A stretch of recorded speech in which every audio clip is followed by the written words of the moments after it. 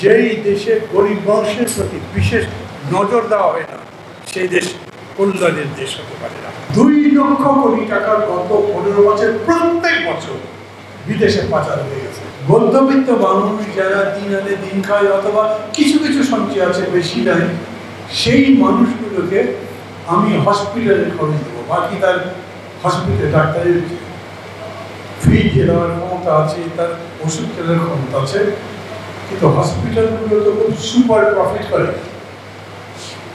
ওদের খরচ পেতে মাত্রে দরকার হলে রাষ্ট্র দেবে, এবং তারপরে ডাক্তারদেরকে যথেষ্ট পরিমাণে হ্যান্ডসাম স্যালারি এবং অন্যান্য বেনিফিট দিয়ে রাষ্ট্র তাদেরকে সমৃদ্ধ করতে পারে। আমরা আমাদের মতো করে আমাদের দলে হিসাব করে দেখেছি।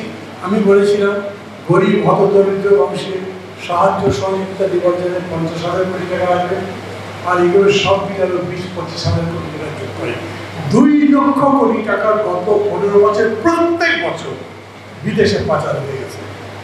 পারবো না।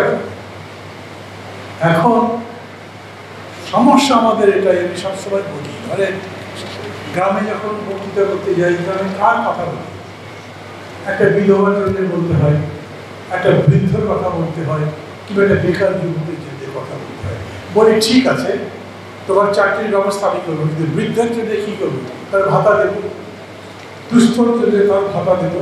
সেই ভাতায় কত টাকা হতে পারে রাষ্ট্র যে দেবে, সেই অঙ্গীকার রাষ্ট্রের করতে হবে এবং সেটা করে দেখাবে।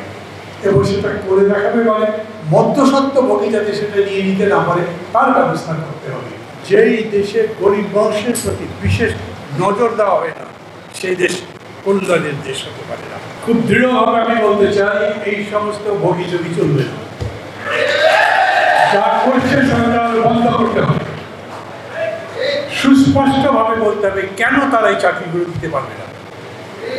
আর যদি এখন বলে ভাই আমি আছি কয়েক মাস, 4 মাস পরে ভোট হবে চলে যাবো, এগুলো করতে পারবো না, দেন সেই মধ্যে তারা 14 মাস ছিল, কেন আপনাদের দাবির প্রতি একাত্মতা ঘোষণা করছি। আমি মনে করি সারা দেশের বিবেকবান মানুষ এই দাবিগুলো সমর্থন করা উচিত। দুনিয়া জোড়া হেলথ কেয়ারের উপরে মিনিমাম ন্যাশনাল বাজেটের 5% খরচ করা হয়।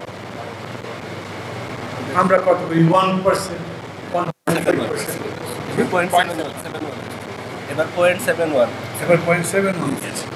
0.71 দিলে তারপর চাকরি দিতে পারে। দলের পক্ষ থেকে ঘোষণা করছি, আমি যতদূর জানি আমাদের জোট গণতন্ত্র মঞ্চের পক্ষ থেকে ছিলেন, তারা বলেছেন, এবং আমরা এই দাবির সাথে একাত্মতা ঘোষণা করছি। আমি যদি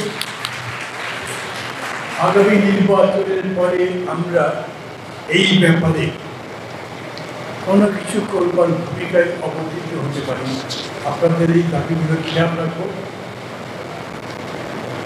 যখন নতুন সরকার হবে তখন আবার এই কথা বলবে, কারণ এই 4 মাসের মধ্যে করবে বলে আমার মনে হয় না। এরপরে নতুন সরকারের কাছে বলবেন, নতুন সরকার গঠিত হওয়ার পর নিশ্চয়ই এই বিষয়গুলো অ্যাড্রেস করা হবে।